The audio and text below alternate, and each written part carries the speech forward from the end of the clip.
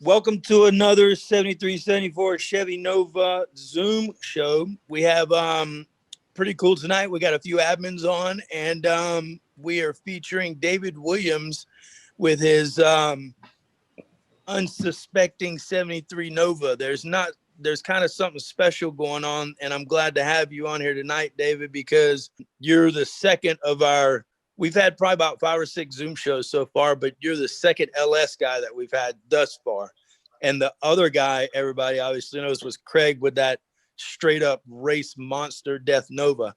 But you'll be doing a little more of a streetable Nova, which is awesome in my opinion, because there's a few people we have on the group that are in LS conversion people. So, nothing against that. We could talk all night about sticking to old school, small block, big block, or going LS conversion. But go ahead and introduce yourself. Tell us where you're from. Tell us what year you got, and a little bit about your car. All right. Well, I'm Dave Williams. You guys probably seen me on the page a whole bunch with my infamous transmission issues. I'm down south, down here in Tucson, Arizona. Well, just north of Tucson, out in Marana. So Phoenix is an hour away from me. Car's a 73. Started out life with a worn out, slap to the ground 350. Just a giant grease ball, and I bought the car back in 2014 from the ghetto. Literally, it was the ghetto. When I bought the car, someone actually came up behind me with a forklift. I don't even know where it came from, and they pushed it onto my trailer, and I was like, where did this come from, right? So yeah, I rebuilt that 350. I kind of had to, because after I opened up the radiator cap and I stuck my finger in, it was just chocolate milk. So I pulled the heads off, and the infamous, I think they were 882 small block Chevy heads off of like a 305, and between the intake and the exhaust seats, there was like 7 or 8 cracks on each spot. So I rebuilt that 350, threw some aluminum heads on it, did what Dave does, and put a sniper on it. I drove the car for about a year, decided I want to go with the LS platform. And I sold all that stuff to a guy just south of me in Green Valley. Put all that stuff in his wife's Chevy pickup. And then the car sat for 2 years until I built the LS and got the engine and trans in it. And here it is now. So nice. So do you have the 4.8 or the 5.3 LS motor? So it's a 4.8. It's got the 4.8 internals, but if I wanted to, I could get a 5.3 crank and rods and swap everything over. But the cam that's in it now is comparable to a 5.3, maybe a couple extra horsepower over a stock 5.3. I'm not out looking to smoke Corvettes or Camaros or anything. I just want to drive it to a car show, take my kids around the block in it, that kind of thing. So, well, that's what a lot of LS guys switch over for that reason. We did a meet in Fullerton a few years back, and there were 74 total Novas there, and I would venture to say probably close to anywhere from a third to a half of them have done the LS swap, because they wanted the reliability. Like, say, you just want to hop in and take the kids to the store, take them to the movie, or if you just want to run yourself to the store real quick or something like that, then you can do that with no problem, no matter the time of year, of course.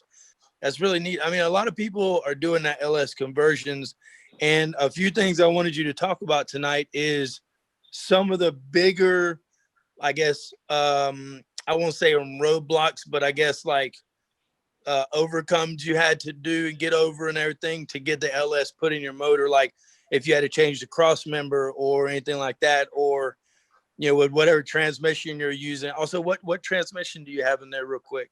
It's the 4L60E. Okay. So. Yeah, that mates together well. That's a lot of these people do LS swaps, not to cut you off, but a lot of these guys that do the LS swaps, they go with the 4L80. It's a much stronger trans. But I'm not running a whole lot of power behind, this LS, so I think the 4L60 is going to work out just fine. Perfect. Now, what do you know the gearing in the back? Like what size rear end do you have out back? It's a stock 308. Okay. Well, then you're going to be great on the freeway for sure. On the highway, And that's still got a little bit of bite to it whenever you talk about getting up off the line, you know what I mean? So that's pretty cool. Now, are you looking at doing any type of suspension upgrades, or do you already have them done? If not, what do you plan on doing?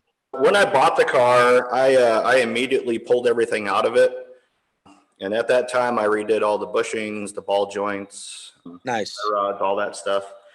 Just stock stuff. I mean, I don't plan on ever drag racing this thing. Well, maybe once or twice a year, but I'm gonna hold you to that. So we'll see. We'll take it out to the track. Our other teacher here, we actually have two auto teachers. The guy across the hall that does all the advanced stuff, he actually works at the track down here. Uh-oh. He does all the announcing, does a lot of the support stuff on the track, and he's there every weekend. I think he's out there tonight, even though they're not racing, but they got a bunch of Mustangs and they go out and race. So I also wanted to ask you, what about your wheels? Are you going to change it up your wheels? And if so, what are you looking at getting at, or what are you gearing it towards really? So I have thought about getting some new wheels and tires eventually. If I did get anything, I'd go with probably like a Torque Thrust 2. Nice. I just like the way they look, you know. Keep a 15-inch tire on it, maybe a 17, just depending on price and whatnot. I'm not the richest guy, you know. I work at a school, so that's definitely on my list of stuff. I think as soon as I burn out these Coopers, it's probably time to tell the wife, well, you know, I bent a wheel and I need new tires, so buy new wheels and tires. What are you looking to go a specific type of rubber? Because I have BFG radios on mine, but anytime I want to go play, I got a set of ET Street Radio Mickey Thompson stuff I put on the back. So are you looking to stay like old school white letter tire, or what are you thinking? Whatever gets me down the road, to be honest. I mean, I looked into some BFGs when I bought these Coopers, and they were like $200 more. I mean, I don't mind paying a little bit extra for good stuff, but at the time I just didn't have the extra money, so I went with the Coopers. That was the next best like muscle car tire. I mean, they've been sitting on the car for 2 years, just dry rotting in my backyard, so it's time to put some miles on them and wear them down. But yeah, I wouldn't mind getting some BFGs. I like the tire. I've sold a lot of them. I put a lot of them on cars, so Yeah, they're a good tire. With that LS motor in it and those gears, you're gonna go. That's a pretty soft compound for what you. I can tell you that. We all heard the chirp when you're leaving school the other day, so I know that thing's gonna burn some tires up. Back to suspension, like, do you think you might ever? I know you said your intentions right now are basically just kind of have a reliable car to get you from point A to point B.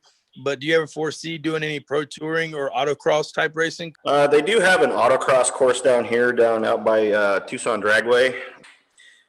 But I mean, autocross isn't really my thing. But I do plan on. I want to bring the front of the car down just a little bit, maybe on a 2-inch drop spindle, because the rear of the car actually sits a little bit lower than the front, and I don't know exactly what that's about. It could be maybe they had big block springs on this or something, or maybe just the rear springs are worn out, which I wouldn't put it past them to be completely shot. So Get a little sag, yeah. Yeah, I haven't done anything to the rear end except change the shocks out. There were a pair of air shocks on it, and I mean, I'd have to fill those things up like every 30 seconds. They just leaked and leaked and leaked. So yeah, I do plan on addressing the ride height here soon. Yeah, it's on my bucket list of stuff to do. Well, cool, man. So go ahead, before we go any further on any other detail or anything, go ahead and take the camera over and let's check out this engine, because that's what's so awesome about your car, I think, is you look at the outside and you can't really tell or appreciate the amount of work and the quality of work that is on that motor you have. I'm going to try and do this. I got like a 20-foot extension cord on my camera. Yeah, there you go. You can see it now. There it is. Yeah, there it is. Let me see if I can move this back. Hey, there we go. How about that? That looks good. We can see. Yeah, we can definitely see. I mean, I already know just by seeing all the pictures, and I'm sure a lot of people have seen it already, the meticulous way you have like the spark plug wires ran, how they match the valve covers and stuff like that. I really appreciate that, not only because it's blue, but it just looks really nice the way you have it put together. It's done really well and meticulously. So You said it was 2 years down. So how long did it take for you to actually build the motor up and then have it put in the car? After I sold the 350 and the 700 trans that I had in the car, I immediately started the search for an engine block. I actually found a complete motor for $400 on like Craigslist or Facebook Marketplace or whatever. And I took the block apart, took it to my machinist. He had everything back to me in like 2 weeks. And then it was just a slow process of whenever I had extra bonus money or whatever, putting the engine and all that stuff together. So up in Phoenix, you can get these things for like $1,000 with the transmission and the computer. Which yeah, is crazy, you know. Will, if I can just interrupt you for a second, Craig's just sent me a couple chats here that he wishes to express a couple of comments. First one for you, Dave, is to tell you that the new wheels and tires will give you better gas mileage. Yeah, I should tell that to my wife. And the second one is he wonders if the LS motor is a lot lighter of an engine than the regular 350, thus why your car may be sitting a little higher in the front. You know, I weighed this block after I had it all stripped down. The block itself weighs like 248 pounds. Yep. I don't know what a 350 weighs. The 350, you're looking at cast iron engines. I mean, I know they're doing some aluminum stuff, but all the LS motors are aluminum-based blocks. And even that 6.2 that we had, the LS3, was all aluminum. And the only bad part about that is when you do lose a piston, you can destroy, and that's what happened with mine is we destroyed the whole block from the number one piston. Honestly, Craig, I would think it would be a little bit lighter just for it being aluminum in that case. You know what I mean? Even before the accessories and stuff like that come on. What else did he, Dave? Was that it? Sorry, go ahead. Yeah, it was just those two comments. As far as the EFI goes, how hard was that putting it in? I know there's a lot of wires that kind of go into that. You have to worry about, you have the computer, stuff like that. So give us a rundown about how tough that was. And was it kind of easy? Was it rough? LS versus just putting one on like a small block or whatever is different because there's so many more wires. I know that too. The hardest part actually was getting the hole through the firewall. Yeah. Get all the grommet and everything through. It literally took 5 minutes to hook all the sensors up, and then it's 4 wires to the battery, and you're up and running.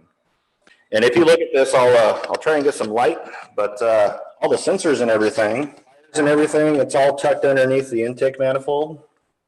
I don't know if you can see them there. So it's all pretty well hidden in there.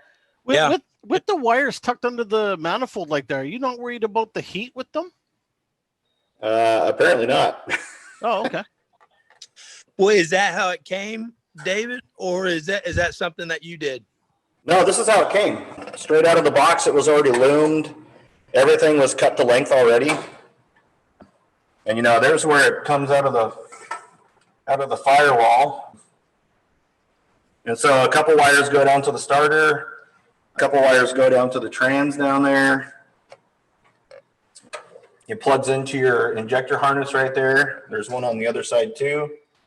You know, so after you get your injectors and your throttle and your IAC valve plugged in, it's literally like started up.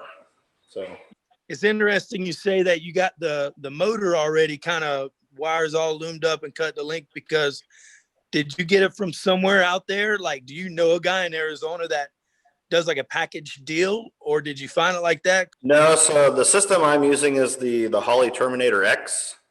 And it's just a drop-in thing, and it came with a harness already cut the length and everything. I mean, I just literally hooked all the sensors up and plugged it into the ECU, and that was it. That was it. Yep. And I bought the X Max that does transmission control, so it controls the transmission shifting and all that stuff. So when I was first having the issue with my transmission, I thought, well, maybe there's some software, a setting in the software I had to like turn on or something for it to shift. But turns out I was missing a stupid piece out of it. So yeah, I was going to have you touch on that, but I don't know if it's still too sensitive of a topic or whatever. It's all good. But So what I was gonna talk to you next, David, is your exhaust and headers. What I saw a little bit of shiny header down there when you did the engine shot earlier. So what exhaust and headers are you running on that bad boy? I tell you, I went through 4 different set of headers on this before I finally found one that fit. No joke. What header was that? They're from Speed Engineering. It's a company in California. They're a second design for the Gen 3, Gen 4 Novas with our subframes to clear the power steering box. And even these headers, I mean, there's that much room between the gearbox and the header. It's a good thing the motor goes this way instead of this way when I step on it. No. Right.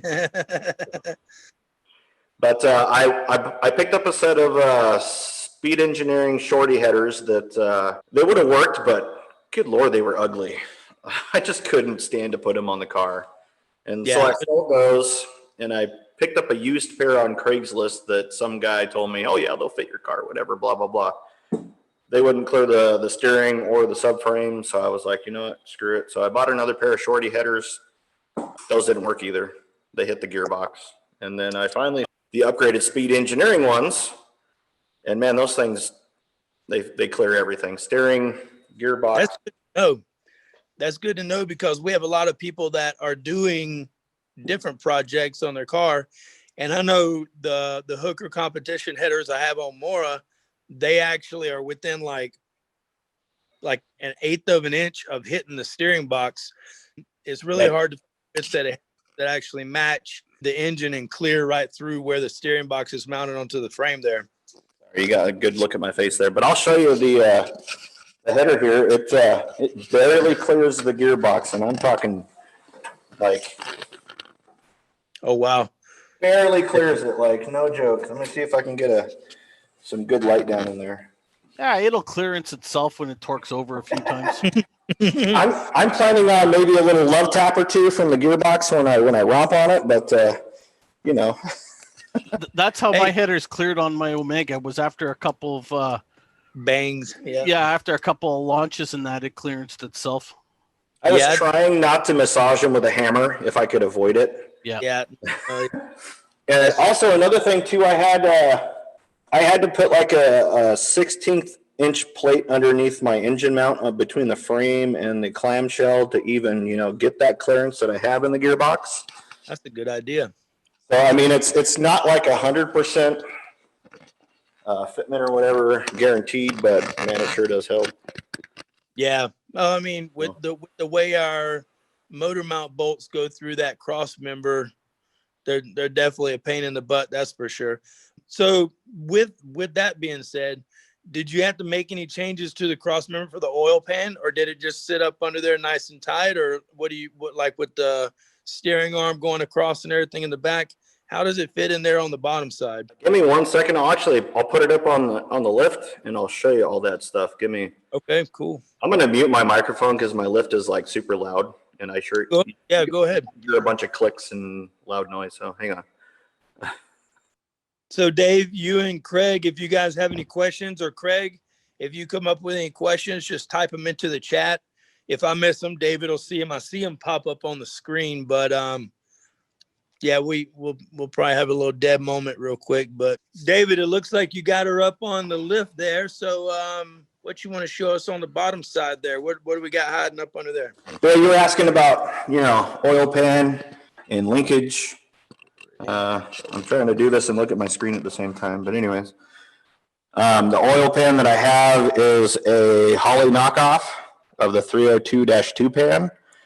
It's actually made by a company called TSP Performance, and it's like $125 less than the Holley pan. Wow. So, and I mean, it clears the linkage. It might rub maybe just a little bit right here where my finger is. Yeah. Sorry, I'm not the world's greatest cameraman, but that's okay. You don't have to be. You're doing fine, Dave. You're doing fine. Yep. But yeah, I mean, it clears everything. It's a real nice pan for the money. Came with all the gaskets and all that stuff. Yeah. So what exhaust do you got running up under there, man? So I actually had an exhaust shop in town bend this up for me. His name is Ken Riddle. You might have seen his car on Street Outlaws. It's called the Enemy. It's like a 67 Dodge Dart. Oh, nice. Dang. And he actually took a 67 Firebird to SEMA last year and won some awards with it. Wow. That's saying something. He does some really good work. I told him, hey, I want some MagnaFlows, something that's nice and quiet at idle, but when you step on it, you hear it, but you don't hear it when you're cruising. That is nicely installed. That is nicely tucked up there. That is. They gave me an H pipe, and it all goes into these speed engineering headers down here. No, Dave, just go back to the pan there for a second. Craig had a question. Are the 5.3 and the 4.8 blocks the same size, same dimensions? I know a lot of members are using 5.3s and just wondering if there's any differences on fitment.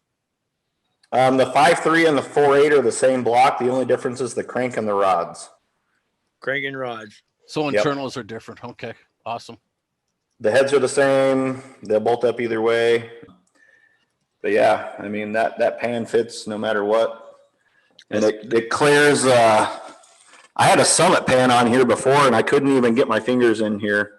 It was literally sitting right on top of the subframe, and I just couldn't have that. So yeah, that's. I mean, there's engine movement, even though our motor mounts are fairly rigid. I mean, they're not super rigid, but they have a little play in them. But that means the engines. I know that small block I have in Mora, that thing moves when you get on it for sure. It kind of tweaks, But yeah, that exhaust, man, they did a great job on that. So, is that 2.5 or 3 inch? I forgot to tell them I wanted 3 inch, and they gave me 2.5. But I mean, it sounds good. It does its job.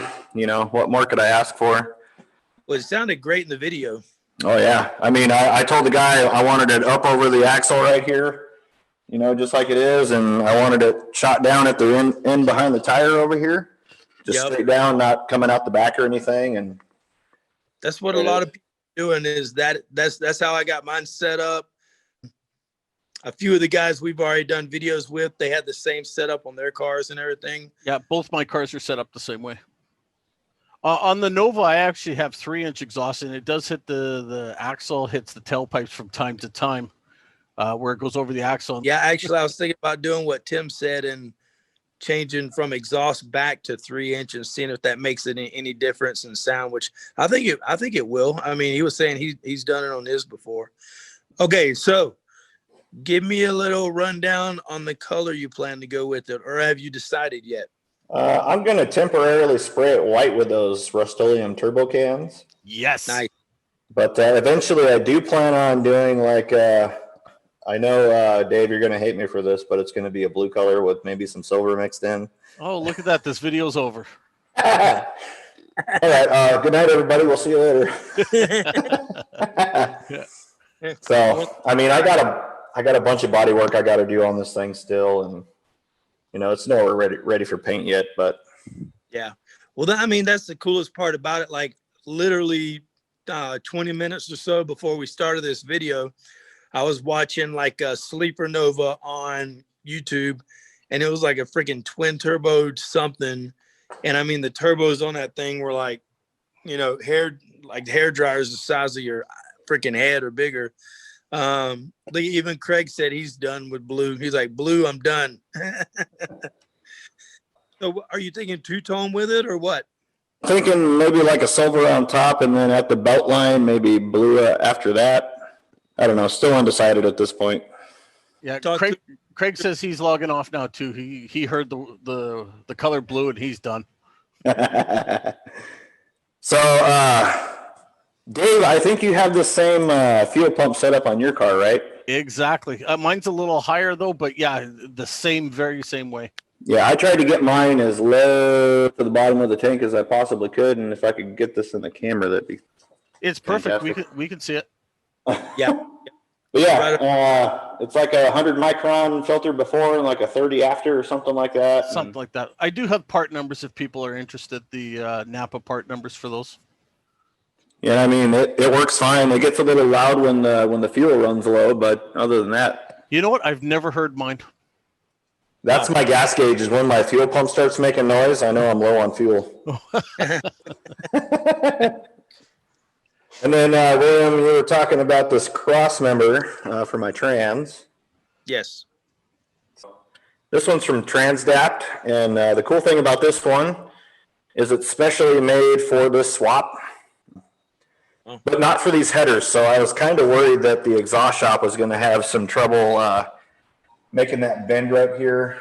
See if I can get it in the frame. Yeah, I think I see it right there towards where the collective is, before the collective, right? Yeah, so I don't know. It's kind of hard to see down here. Let me see if I can get some light. Is that better? Or right after the collective, yeah. Let's see. Where's the stupid? Yeah, so it's like, hang on. Is that better? Can you see it? There we go. Yeah, we can see it now. Yeah, anyway, so, I mean, the cross member, it has cutouts for the exhaust to go through, but I was just worried that since they're designed for Transdapt or Hedman shorty headers, that I wasn't going to be able to use this cross member. But the guy at the exhaust shop was like, "Ah, it's not a problem. I'll take care of it." So Do you run dual O2 sensors? no, it's only just the one right there. Oh, okay. But I do have provisions if I wanted to move the O2. There's one up here somewhere. Yeah, they tell you to put it after the collector. Yeah, one there, and then there's another one. Usually those ones there before the collector, those are the ones, the provisions for hooking it up for a crankcase pressure evacuation. Huh. That's what hooks up there. But no, I'm just using just one O2 sensor. Yeah, same here. Mine's on the driver's side, though. Yeah. Yeah, we're a little different up here in Canada. I mean, the only reason I put it on this side is because the computer system is on the passenger side, and I didn't have enough to quite reach to the driver's side. Makes sense. An O2 is an O2 on these aftermarket systems, you know? So. Yeah. And it's amazing when an O2 sensor goes, how quickly your car can run 12s, and the next pass, boom, into the 16s. Yep. Yeah, I had an O2 fail, and I went to run the car the next day, and I couldn't get it to run for the life of me. And yeah, sure enough, it was changed the O2 sensor, boom, running 12s again. Yep. Yeah, those Holly snipers really picked the information off of that sensor. You know, I thought the other day when I fired this up and I took it up the bus lane, brought it back. The next day I came out and I was going to do the same thing just to check things out and make sure everything was working right. The car would stay running for about 30 seconds, and then it gave me the dreaded 35.6 reading on my EFI system, and I thought, well, maybe I toasted the O2 sensor. But no, I was just low on gas. So it's actually pretty hard to toast those. I've only had to replace it once in the 4 years I've been running mine. Yeah, they're pretty good. I mean, you know, in any part you get, like you mentioned Napa earlier. Like we have a few Napas. We have one right next to us here, and I go to that one all the time for stuff and everything. You know, as long as you and then we say this on almost every video we do. As long as you put the money into the part's going to take care of you in the long run for sure. Yeah. What other advice do you have, David, as far as the LS goes in? Like, I know this kind of ties in with fitment, the question that Craig asked earlier, but was there anything else other than the transmission cross member, or did you have to worry about the motor mounts or anything like that? Like, what else do you want to talk about as far as the LS conversion goes? You know, it's funny you mentioned the motor mounts because I could not use the stock mount. They just sat too low. There was too much movement in the clamshell. I had to use the, what are they called? Energy suspension poly mounts. They fill up the entire mount and they keep it centered. Part of the problem with that first pan I had on here from Summit is that those mounts were sagging down and the pan hit the subframe. So after I switched to these poly mounts, that first oil pan cleared no problem, but I just didn't like having a remote oil filter set up on that pan. So that's when I bought this, the TSP pan. Like I said, it's like $125 less than the Holly, and it looks identical. And it even comes with the gasket, the bolts. Wow.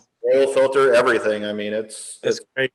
I run those poly inserts on the Nova too, and I learned a $1,200 lesson on motor mounts. Yeah, so you can see them in here, you know. Dirty Dingo out of Phoenix up here, they make adjustable slider mounts. But I mean, if you're not needing to move anything, these energy suspension ones work out just fine. And I'm using the stock brackets, the stock mounts. I did have to get that LSX adapter plate up there. Otherwise, the bracket won't mount to the engine block. So. And for those of you who want to run those polyurethane inserts, the part number is 3.1116. There's a G and an R depending on color. The G is the black, R is the red. Yeah. So I wanted the black, but some had only had the red. So I was like, okay, fine, whatever. I'll just paint them if I'm that anal about it. So you're not going to see it down there. Nah, that looks good. Yeah, like you say, you won't see it down there. And honestly, I kind of like the way the red pops out a little bit. So, David, you said that that part number was 3.1116. Yes, 3.1116 G or R, depending on the color you want. I just looked it up. I just looked it up earlier today, so that's how I know it off the top of my head. Since we're talking part numbers, the part number for these headers from Speed Engineering are a 25-1027. 25-1027. I actually wrote all that stuff down. 1027. Is that 1027? 1027, yeah. Okay, 25. All right, thank you. Mm-hmm. What did Craig say a second ago? Dave, did you read that? He was asking if the engine sits higher in the engine bay. I would say yes, it does. Only because the intake manifold is so tall on this thing. If you get like an LS1, like a first gen LS intake manifold out of like a Trans Am, like a 99 Trans Am, it brings that height down considerably. So I actually noticed when I put those motor mounts in over the stock rubber ones, it did raise the height of my engine. Very minimal though, and I didn't have to worry about the angle at the other end. It was so minimal, it didn't even matter. But I also changed my trans mount to a polyurethane mount to match the polyurethane engine mounts. So it was very minimal for me, but there was a slight increase. Yeah, when I bought this cross member, it came with a polyurethane mount too, so I got lucky there. I mean, it came with everything, the bolts, the hardware. Another cool thing about this trans cross member is it detaches like right in the middle where the exhaust pipe goes through. It unbolts so that you have room to wiggle it out and you don't have to like remove everything else. So that's pretty cool, man. So that's half the fun, twisting it out. Yourself up, busting knuckles up in there. Yeah. So moving forward, what would you say? And if I ask this question again before, I'm sorry, I might have already asked it or some variation, but what advice would you have people going into an LS project? Say if they, had a 350 or whatever, and they wanted to go LS, what would be some advice you would give these people coming into this new venture? What would you say? My advice would be buy everything first. I mean, get all the parts that you're going to need, which I mean, I know that kind of sucks saying that because you're like, well, what parts do I need? I mean, if anybody, wants to do the swap, I can provide you with every part number I use. So there's no confusion over, well, this didn't fit or that didn't fit or this sucks or whatever. But I thought there was a thread posted the other day of somebody asking that. Pretty detailed part list, I think, with part numbers and everything. Maybe do a post on that, David. Maybe post up, say, hey, for anybody, and we can put it in the topics portion of the group. Or even in the files section. Yeah. See if I can track down that response to that post and make a separate one. Because I know someone did ask the other day, they were like, well, what do I need? And I tried to remember as many part numbers as I could. The only thing I couldn't find again was the part number for the trans cross member. But I'm sure if you did a quick Transdapt 73 Nova LS swap, it'd pop right up. Yeah, I mean, there's so many people doing the LS swaps on not only our year models, but so many other year model Novas. The information's definitely out there, but I mean, to have it at, boom, like they can click on it and have everything laid out, that'd be pretty nice. But if I know you're pretty busy and stuff, but if you get time, yeah, man, throw that list up for our other members. So that way they can, have kind of like a place to go.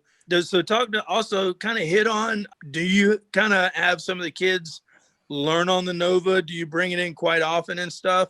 I know the video you did the other day showed there was a few people in there in the shop when you pulled it in, but do you have people kind of learn everything while you're doing stuff on the Nova, or what? Like, kind of bring me in on that. When I had the 350 in here, I certainly let kids work on it. Heck, I even had a couple of my intermediate kids put the engine in for me after I put the 700 R4 in. I pulled the motor out to kind of freshen up the paint and put some new heads on it. But I mean, they installed the engine for me. They installed the transmission. And like we were talking about this before, but yesterday or the day before, I had my intermediate kids doing a battery load test on this, and then they were also testing the charging system, the starter, with those electronic testers or whatever that you can get at AutoZone. That's great, because I mean, like we were talking about earlier, there's not a lot of shops that are, or shop classes that are in high schools nowadays. And I think, if you have that outlet, or you have having that ability to teach, especially kids, aspiring kids, and then, they see the ongoing process and, what it takes to actually get one of these cars going, and just the work itself is a good experience for these kids and everything. And they can see the fruits of the labor when you pull it in there with that LS motor in it now, vice when you had the 350 and stuff, and they can see the difference in the two motors and stuff like that. So that's really neat, man. I think that's cool. You're in that position to where you can still, expand the minds of our younger generation, and they can have their mind on the car, or, the engine, or maybe they want to build rather than focusing on drugs or, gang violence or anything like that. It's good to get them off the street and get them involved in something that's good, not bad. We used to do the high school drags down here, and oh wow, there was an incident at the shop or the racetrack, and for about the last 10-15 years there hasn't been any more high school drags. Our other teacher, excuse me, he does a lot of work at the racetrack, and he started up Tucson Dragway Junior Street, and he doesn't attach it to any school, so there's no liability from any school district or anything like that. And the parents can even go down the drag strip with the kid. I mean, the parents have to the first time anyways to get their license and whatnot. But I mean, these kids are out there 16, 17 years old going down the drag strip in their parents' car, and they love it. That's awesome. So, I mean, we're trying to get every kid that we can that's interested in a car. I don't even care if it's drawing a picture. Like, some kids started to draw, I don't know if you can see it. It's real faint up there on that wall, but one kid started to draw a Tomater up there, He wasn't interested in cars any other way except for drawing them. I mean, if they want to draw, so be it. If you're interested in cars, great. If you want to be an engineer on a car, hey, go for it. We definitely don't tell you no around here. If you're interested in cars and it's your thing and you have a drive and a passion for it, please take advantage of it. Yeah, absolutely. We have a real good relationship with Jim Click Ford down here, Royal Automotive Group. Royal has been calling us nonstop for the last 7 months, asking for technicians out of our program. Wow. Okay. We can't find anybody. Yeah. Opportunities.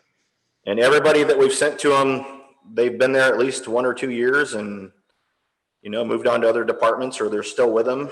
They just can't get enough of them, and they want more and more and more, and we can't give them because they're not 18 yet. So we're like, hold your horses, guys. We'll give them to you. Just hang on a minute. Right. I do want to go back to one thing you asked me before with the what would I recommend for an LS swap? It boils down a lot to if you're going to go with a stock ECM or if you're going to go with an aftermarket one like mine. The reason I chose to go with the Holley system is because with HP tuners, you have to pay for every little every little thing. You got to buy credits. You got to rework a harness. You know, the Holley stuff is just plug and play, and it already comes with boost control, timing control, trans control, two-step, all that stuff. So anything you would want for engine management, it's already there with the Holley stuff. So that's a big part of it too. I'm really glad we had you on tonight. I really wanted to get you on here because you're fresh off of doing the LS swap, and you know, I wanted your input on a few things, and I think we got a lot of good information for not only, you know, the group, but anybody in the future that plans on doing this. We can probably make a topic tab for LS, and then, you know, you'll have a lot of input on that. So I think Kim already did do a topic tag on it. It's on the. yeah, I was thinking so too. I thought I remember seeing one because someone had mentioned it like before that last post you were talking about as well, but I can't remember directly. I think it's really cool how you have the kids in there learning and helping and all that stuff. That's really neat because, you know, I wish I had, mine was woodworking, but I wish I had an automotive shop. We had a little bit of one, but we did some welding and stuff. It was really neat having that avenue, you know, whereas we don't have to worry about something else going on or anything like that. But generally now is when I have anybody that wants to ask any other questions for David about his car or anything like that. So Dave, Craig, if you guys got anything, shoot away and ask questions and everything if you guys got anything for him. Yeah, no, I'm good, and I don't see Craig typing anything here. Lou has now joined us, so I don't know if Lou has any questions. Oh, hey Lou, good to see you, buddy. Yeah, guys, I finally made it. Yeah, I'm glad. And what's on the car? So next in the car, Craig, is interior for sure. Okay, yeah, you saw that. Yeah. Okay. While we're talking about engine management stuff here, I want to show you my, I haven't mounted it up underneath the dash yet. I haven't really found a good spot for it. Let's see if this will drag around to the other side of the car here. Craig has asked what's next on the car. Yeah, I would say interior. I've been driving the car in ratty-tatty condition for, 6 years now, and I finally want to, I want to get something that's comfortable, that looks nice, and all that good stuff. Here's my my EFI stuff. See if I can get it there. So, I mean, this does trans control, all that stuff. Comes all pre-wired with relays and all that stuff. So I put it all on a circuit board. I plan on putting it up underneath the dash. That'll be that. It'll be nice and hidden and out of the way. Hide it away. Are you going to keep your glove box, or are you going to? I know there's a lot of space back there. Is your car an AC car or no? No, it's not an AC car. I wish it was though. There's a lot of room back there, so you'll be able to tuck that up in there really well. Oh yeah. Well, I noticed that there's a lot of room that you can get it in there, and then you can still put the dashboard in there too. And hang on, I'll show you something that's really cool. See if I can get myself in here. But I went ahead and I wanted to modernize my gauges and everything, so I went ahead and got the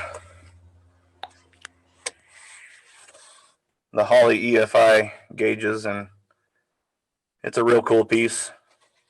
That's really neat. So can you control what gauges you see on, if it would just, instead of tacking speedo, can you do other stuff there we go. Yeah, you can, there's like 8 or 9 different screens in here that you can pick from.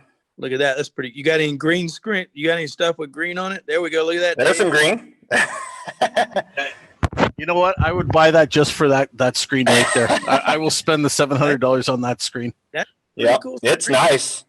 The cool thing about this Holley system too, it'll tell you how many miles per gallon you're getting, or I mean smiles per gallon. Craig, and there you go. There's some blue for me and William. Hey, I like it. There's my color. Craig said you were back in the club now since he saw some green. Yep. And then I can use my the 3.5 screen too to start data logs and all that stuff. I mean, it's. I would imagine you were talking about putting that somewhere. since you don't have an AC car, you don't have to worry about vents right now unless you go vintage air maybe later on down the road. But I would imagine you would want it eye level somewhere. If not, right up under the radio would be a good place for it. That's where a lot of all my gauges are. Why for them down there in front of the shifter. But, yeah, you got to be able to see this because there's some diagnostic LEDs right there. So if you have any problems with the system, it'll tell you, you got a crank issue or a injector issue or something. So you got to be able to see all these lights down here. I'm blanking, but did you say you did have the glove box? I'm going to be getting one, and it's funny because I've already kind of shoved it up there, this relay board and all that stuff, and it'll actually fit right up in here, and I can still use my glove box. So I really shouldn't be saying this, but that's where I got my car alarm brain, and all the wiring is way tucked up there, so nobody could just, break into the car, reach up and pull the wires out. But also with the Holley Sniper, the regular Sniper, you can get a CAN bus Y adapter, so you can run the laptop and that 3.5 screen at the same time.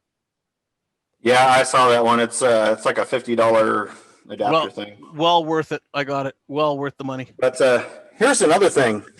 This dash comes with two USBs already on it, so I wonder if I can just get a CAN adapter and plug it right into there. So that might be for firmware updates or something like that too. Yeah, I think that's part of it. It came with a USB drive, so you can upgrade that stuff. When you're done showing off all that, let's check out those seats real quick. Lou said that he likes them a lot. These are the $150 O'Reilly seats. That looks pretty cool. I like those. Yeah. They're a little loose. I got to make some brackets for them. This one's not so bad, but this seat kind of moves around a bit. But I mean, I got new carpet in here. I need to find a back seat. That thing, I'm sure, is not the original back seat. So I don't know. Like I said, the interior is probably going to be next. Can't have a cool muscle car with a ratty interior.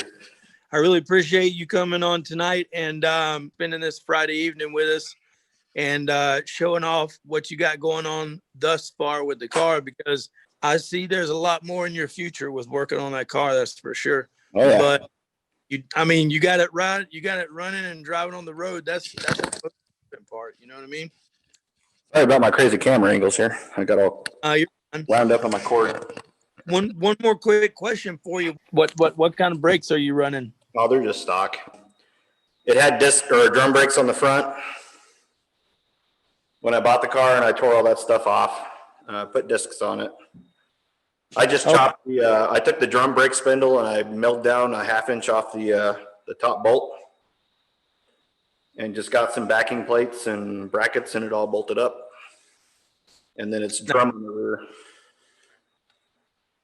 A lot of people are still running that option. I went 4-wheel disc brakes because I really thought I was going to be running this car on the autocross, but autocross racing really entails using, you're steering a lot and real quick. So that would have really gotten to my shoulder. So that kind of sort of made me deter away from the autocross deal. So drag racing is a straight line. So I don't have to worry about doing that too much of that, unless something goes crazy. But that's really cool you had it on tonight. I appreciate it, man. Does anybody else got any more questions? Lou, I know you came in late. Do you guys got anything else for David here? I just want to say a shout out to drum brakes, stock drum brakes. They work good. And you just got to go a little further down the shutdown area in a 1/4 mile. But hey, all the power to standard brakes. And hey, Dave, if you say no to bumper tucking. If you want to take your life into your own hands, more power to you. Oh, something else I wanted to discuss with you guys before we get out of here. On the 73 sister page, whatever, converting the front end, right? And it was posted on both groups. Was it? Yeah. So I like the idea. Well, the extensions I have for here, these are repop fenders and they suck. I mean, the extension doesn't fit at all. There's gaps everywhere. It's crooked. It just sucks. So I figure if I get that chrome trim on the 68 372, it'll fit that fender a little better and maybe make it look somewhat decent. And then another thing I think Dave and I were chatting about one day was my fender alignment. It sits level at the top, but then down here at the bottom on the body line, it's like the fender side is about a 1/4 inch higher than the door side. So. Okay, yeah, now I see what you're talking. I just wanted to mention that my comment about the brakes was just Lou and I have been going back and forth between disc brakes and drum brakes because he's done the conversion and I have yet to do the conversion. So I was just saying that to more or less in torment Lou there, but in all seriousness, brake system is definitely something people should look at upgrading, especially when you're souping up your car.